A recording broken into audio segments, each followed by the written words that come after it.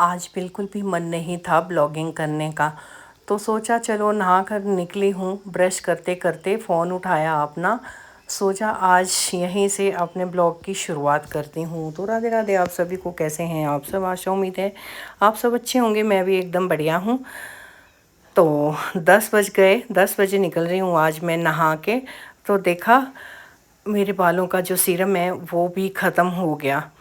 तो बस टूथपेस्ट तो पिछले कल ख़त्म होने वाला है, थोड़ा सा ही बचा है उसमें, तो आज सीरम भी ख़त्म है। सीरम तो बहुत टाइम चलता है मेरे बालों पे, 4 बाल तो है मेरे सिर पे। तो इसमें कितना ही सीरम लगेगा। आप बीच में ये रेखा देख रहे हो, पूरी की पूरी वाइट, सारे बाल फिर से सफ़ेद हो गए। और बाल इतने टूट रहे, झड़ रहे ना, जिसकी कोई सीमा ही नहीं है। तो बस ब्रश की सहायता से इधर उधर फैला दिए और अपने हाथ मुंह पोंछ के, ये डंडा जो नज़र आ रहा है ना, ये डॉलर को डराने के लिए रखा होता है, पर वो डरता नहीं है। इस डंडे से वापस हमें खाने पड़ता है। तो डंडा साइड में रखते हुए मैं जा रही हूँ अपने कपड़े धूप में सुखाने के लिए।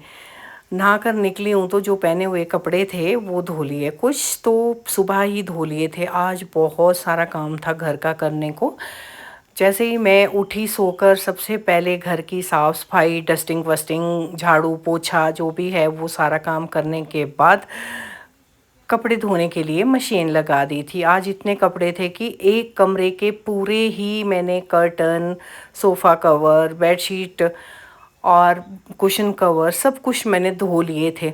तो बस उसी में ही लगी हूँ। पहले तो मौसम ख़राब था, सोचा अगर मैं धो लूँगी हो सकता बारिश लगे तो फिर थोड़ी सी दिक्कत आएगी। वैसे गर्मियाँ हैं आजकल, सूख तो जाते हैं फटाफट, पर फिर भी ऐसे होता है ना, अगर बारिश लगे तो फिर डालने कहाँ। तो बस इस चक्कर में देखा, थोड़ी देर बाद अच्छे से धूप निकल आई थी। फिर फ़ायदा उठाया मैंने धूप का और जल्दी जल्दी से छत के ऊपर सारे कपड़े डाले। और अब जो है ना, सूख कर तैयार हो गए थे 2 ही घंटे में। फिर इतनी तेज़ धूप लग गई थी कि थोड़ी ही देर में सूख गए थे। तो मैं गई छत के ऊपर। आज तो मैं अपना फ़ोन भी छत के ऊपर लेके गई हूँ साथ व्लॉगिंग करने के लिए। तो देखा सोफ़े के कवर इधर उधर झूल रहे थे सारे के सारे हवा से। कुछ छत के ऊपर नीचे गिर गए थे कपड़े, कुछ इधर उधर झूल रहे थे। तो मेरी यही आदत है, अगर मैं कपड़े धोती हूँ हमेशा ही उल्टे करके रखती हूँ। ये तो चलो क्या ही उल्टे करने थे, क्योंकि ये तो सोफ़े के कवर और बेडशीट है। तो झाड़ती हूँ, पूरी तरह से झाड़ के लेकर आती हूँ। मुझे ऐसे लगता है कि पता नहीं, एक बीमारी सी हो गई ये कपड़े झाड़ने की। घर में डॉग्स है ना, तो उनके बाल फैलते ही रहते हैं। तो हमेशा सुबह उठ के सबसे पहले बेडशीट, रज़ाइयाँ सब कुछ झाड़ के तय करके रखने। तो बस वही आदत हो गई है। इन कपड़ों को भी देखो झाड़ झाड़ के लेकर आ रही हूँ। धूप इतनी ज़्यादा तेज़ थी कि बर्दाश्त ही नहीं कर पा रही थी।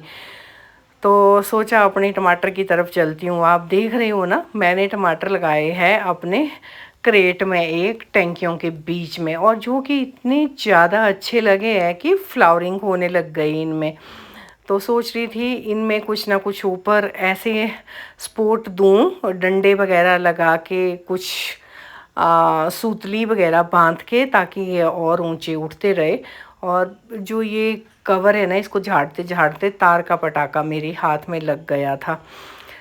तो कपड़ों को उठा रही हूँ। ये कमीज़ मैंने पहनी है, इसमें 2 पॉकेट है सामने, जिसका मैं बहुत ही अच्छी तरह से फ़ायदा उठा रही हूँ। जो चिमटियाँ हैं ना, कपड़े सुखाने वाली क्लिप्स, वो मैं सारी की सारी इन पॉकेट्स में भर रही हूँ।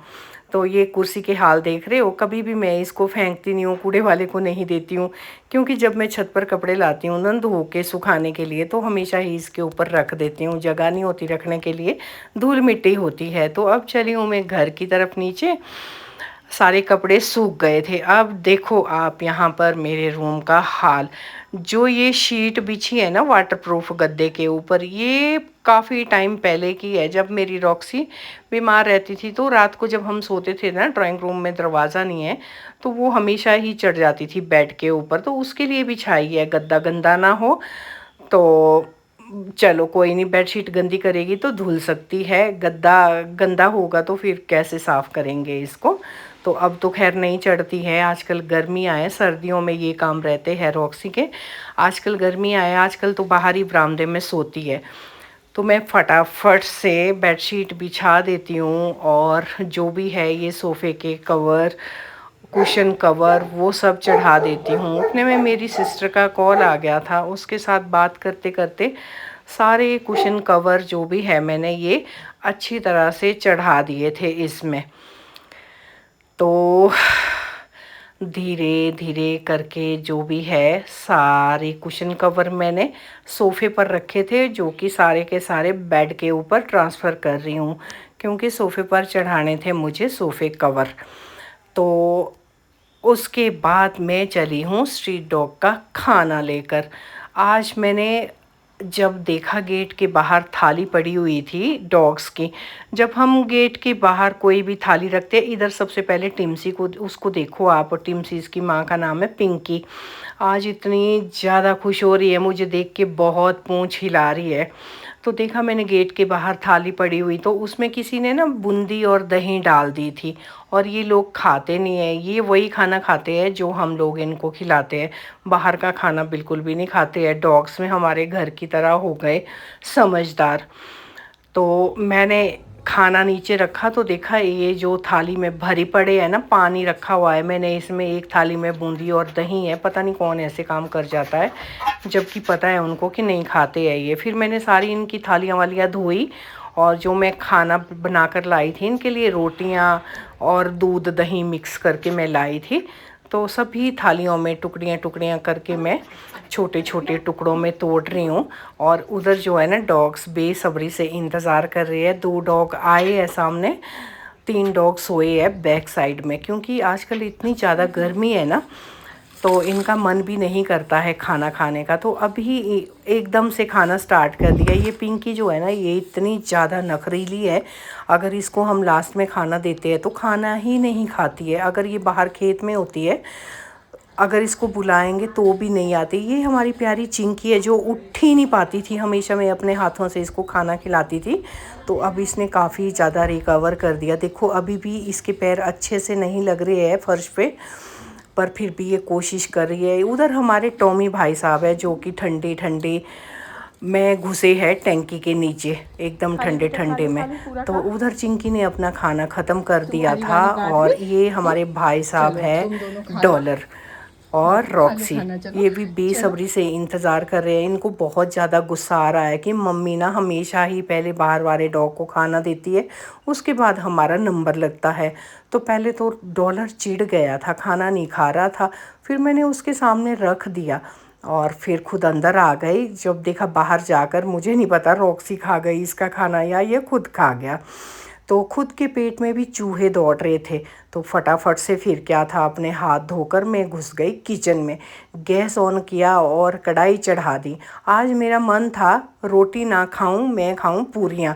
तो पूरियों के लिए स्पेशल आटा तो मैंने गूंदा नहीं है। प्यास लगी बड़ी ज़ोरों की, सबसे पहले पानी पिया, अपना गिलास धोकर रखा, और उधर तेल डाला था कढ़ाई में, वो गर्म हो गया था। और फिर मैं साथ के साथ पूरियां बेलने लग गई, क्योंकि तेल इतना ज़्यादा कम था। सरसों का तेल मुझे डालना नहीं था, जो रिफ़ाइंड ऑयल था वो थोड़ा सा कम था। जितना मैंने कढ़ाई में डाला उतना ही, चलो कोई बात नहीं। पूरी का आटा स्पेशल गूंथा जाता है, मैंने चपाती वाले आटे से ही पूरियां बना दी थी, मुझे पूरी खाने से मतलब था। और ये चने और घिया की सब्ज़ी है, कोई आलू की सब्ज़ी मैंने नहीं बनाई थी पूरियों के साथ। तो आजकल गर्मियाँ हैं, तो बिना कोल्ड ड्रिंक के तो खाना खाया ही नहीं जाता है। और मैंने कुछ नहीं लिया है, प्याज काटा है और चने और घिया की सब्ज़ी है और पूरियां बनाई है। बस कोल्ड ड्रिंक के साथ तो मज़ा ही आ रहा था इन पूरियों को खाने का। तो बस आओ देखा ना ताओ, फटाफट से जितनी पूरियां बनाई थी मैं सारी के सारी खा गई। भूख इतनी ज़्यादा लगी थी कि कुछ भी समझ नहीं आ रहा था। तो सबसे पहले फटाफट से खाना खा के दे अंदर।